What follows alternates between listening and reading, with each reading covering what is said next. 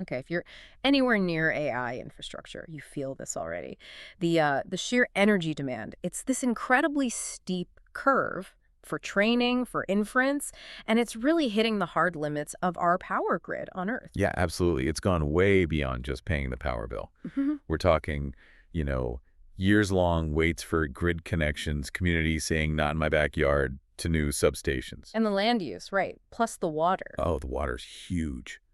Cooling these massive systems takes enormous amounts, and suddenly water rights, wet bulb temperatures, these become critical bottlenecks, political and physical ones. So if you're basically hitting walls everywhere on the ground, what's the next step? What's the really bold, almost sci-fi solution? Well, that brings us to this Google research program, Project Suncatcher. It poses a fascinating question.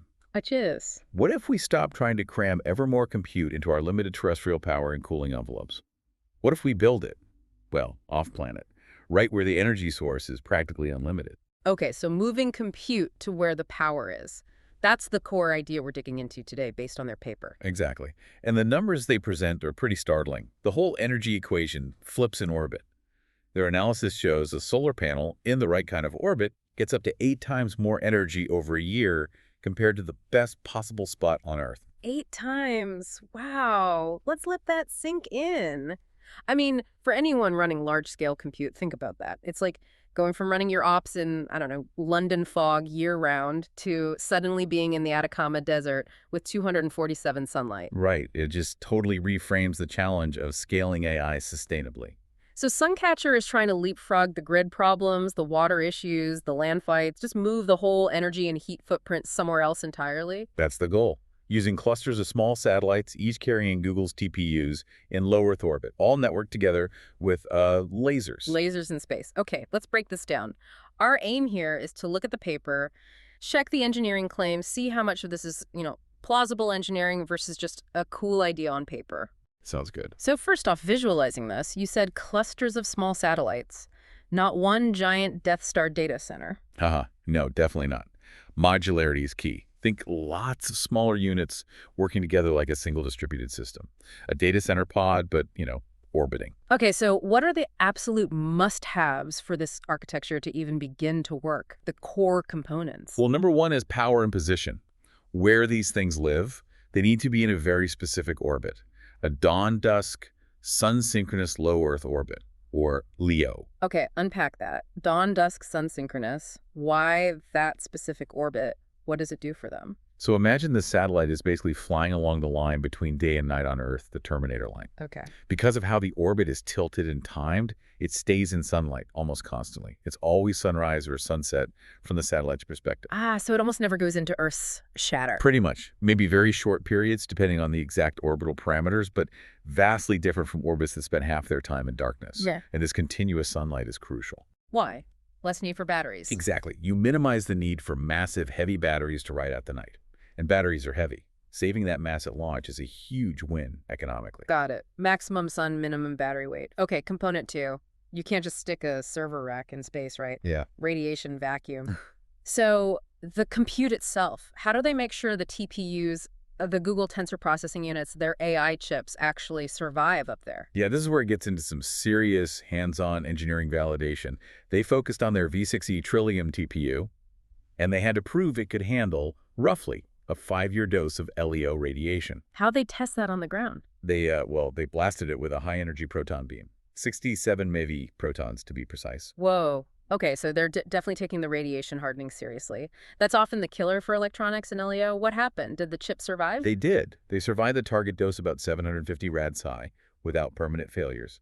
But just as importantly, they carefully measured how it failed temporarily. The bit flips, what space engineers call single event effects, or SEE. And why is tracking those temporary glitches so critical? Because you need that data to design effective error correction codes, the ECC. Without good ECC, you could get silent data corruption during a long AI training run, which would be disastrous. You need to detect and correct those radiation-induced bit flips. Okay, so the silicon holds up, and they know how to manage the errors. But individual satellites surviving isn't enough. For AI training, they need to act like one machine. They need to exchange huge amounts of data gradients constantly. That brings us to part 3, the network, the fabric connecting them. Right, and the demands are huge. The The paper calls for about 10 terabits per second for each inter-satellite link. 10 terabits. Yeah. That's an enormous amount of data to push wirelessly across space. How on Earth, or rather, how in orbit do they plan to achieve that? That sounds like it would need gigantic lasers and power. Well, here's the clever bit. It's about proximity. They don't plan to have these satellites hundreds or thousands of kilometers apart. They intend to fly them in tight formation, maybe only a kilometer or even less separating them. Ah, flying tight. So less distance means the signal doesn't spread out as much. Exactly. It dramatically increases the received optical power at the other end, meaning you don't need impossibly powerful transmitters. And that proximity is what potentially allows them to use commercial off-the-shelf optical communication tech, specifically DWDM transceivers. COTS DWDM, dense wavelength division multiplexing. So using standard telecom tech that crams lots of different light colors, different data streams down a single fiber. Precisely. But here, the fiber is the vacuum between the satellites. They basically multiplex many signals onto one laser beam. That's the path to hitting that massive 10 TBPs target. Have they actually shown this can work, even in a lab? Yeah, the paper mentions benchtop tests achieving 1.6 TBPs bidirectional over a short free space link. So it shows the basic physics and the COTS components are, let's say, directionally correct. Still a long way from 10 TBPs in orbit, but it's a start. Okay, so power, compute survival, networking seems plausible, if extremely challenging. But then there's the big, weird paradox of space. Cooling. Space is cold, right? Freezing. Sounds great for a data center. It sounds great, but the vacuum is actually a terrible place to try and cool things down. How so? On Earth, we use air or water moving over hot components, convection, conduction. In a vacuum, there's nothing to move the heat away like that. The only way to get rid of waste heat is radiation. You have to radiate it away as infrared light into deep space. So you need radiators, like on the International Space Station. Exactly, big ones. The Suncatcher design relies heavily on heat pipes inside the satellite to pull heat from the TPUs to large external radiator panels. These aren't running super cold, just normal operating temps, no cryogenics needed. But radiators mean surface area, and surface area usually means mass. Bingo. Radiators are mass hungry. So there's this constant design tension. How much compute power can you pack in versus how much mass you have to dedicate purely to shedding the heat that compute generates? It's all about watts per kilogram, both for compute and for cooling. More mass means higher launch costs, which brings us right back to the economics. Always does. And there's another tricky bit with the radiators and the formation flying. You have to make sure the satellites aren't blocking each other's view of cold space. Like thermal shadowing. One satellite's hot radiator beaming heat at its neighbor? Exactly. They call it IR occlusion. If your radiator sees another hot satellite instead of the cold void, it's cooling efficiency tanks.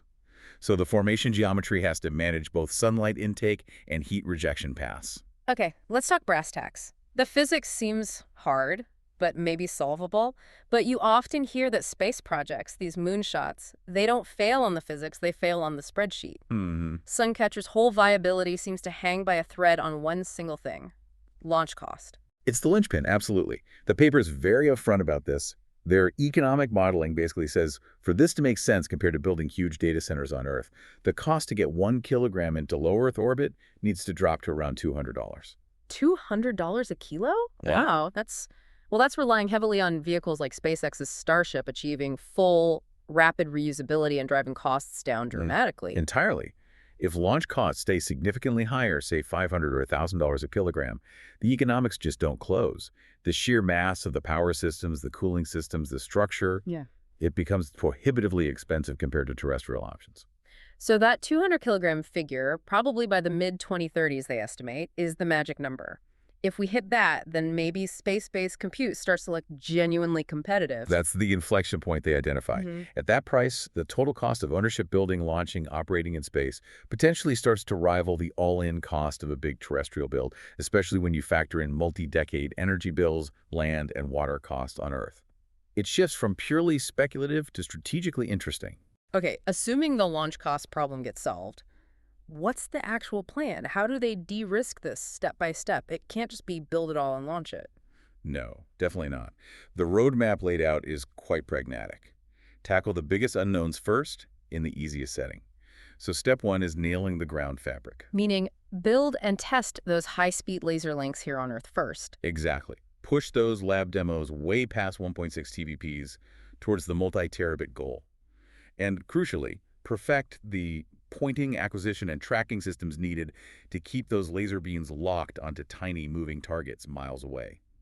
That's hard, even without the added complexity of orbit. Makes sense. Prove the core tech on the ground. Then what? Then you fly the simplest possible version in space, the Pathfinder pair. Just two small satellites flying in that tight formation, maybe a kilometer apart. What is that pair proof? Everything fundamental about operating together in orbit. Can they autonomously maintain their position relative to each other? Do the laser link budgets hold up with real orbital mechanics? And critically, how do the thermal systems, the heat pipes and radiators, actually perform in the vacuum of space over time? That sounds like the minimum viable orbital test. Okay. If the Pathfinder works, then what? Then you scale up to pilot compute, actually put flight-ready Trillium TPUs on a small cluster, and run a real, albeit bounded, AI training job entirely in orbit. Force the whole chain to work together. Precisely. Make it handle the gradient exchanges over the lasers, synchronize clocks, detect faults, maybe even recover from simulated failures, all while being bombarded by space radiation. And throughout this whole process, what's the key metric they're watching? The North Star metric has to be useful FLOPs per kilogram, floating point operations per second per unit of mass launched.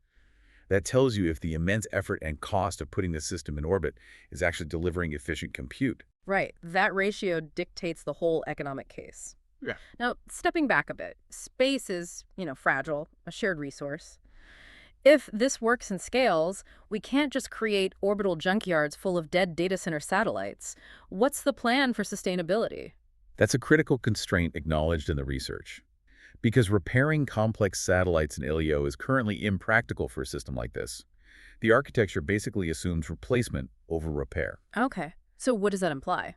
It implies that designing for reliable end-of-life is non-negotiable. These satellites must have robust systems for performing a controlled deorbit burn to remove themselves safely from orbit or potentially move to a designated graveyard orbit. They absolutely cannot become sources of space debris. Responsibility has to be baked in from day one. Good. That's essential. So let's imagine they pull it off, launch costs hit the target, the tech works, they manage the debris. What's the big payoff? How does this change things if Suncatcher becomes a reality? Well, fundamentally, it enables energy-first siting for massive compute. You're no longer tied to where the terrestrial power grid is. You go to where the energy source is abundant. So the grid on Earth becomes more of a client just receiving the results, rather than the bottleneck supplier. Potentially, yes. For certain types of large-scale computation, absolutely. It also pioneers a whole new fabric class of networking these ultra-high bandwidth, reconfigurable, free space optical networks in orbit. And the scaling itself changes, right?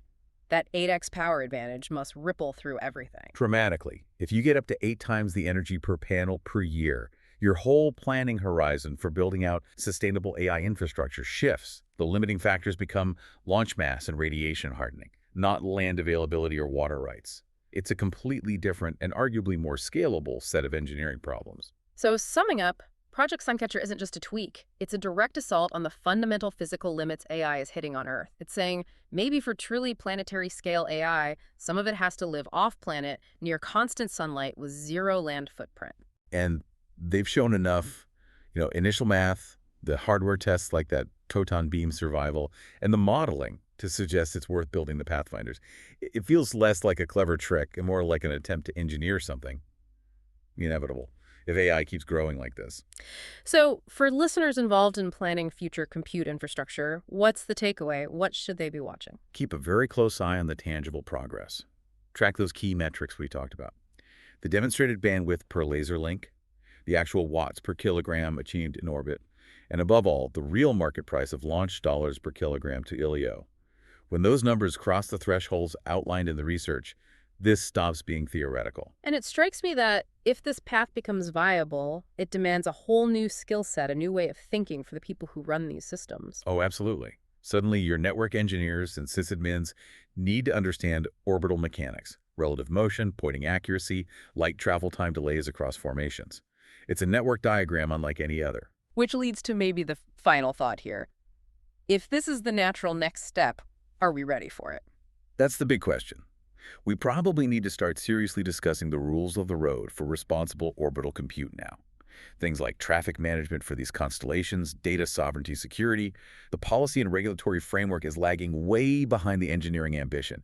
We shouldn't wait until the first exaflop training run finishes in orbit to figure that out.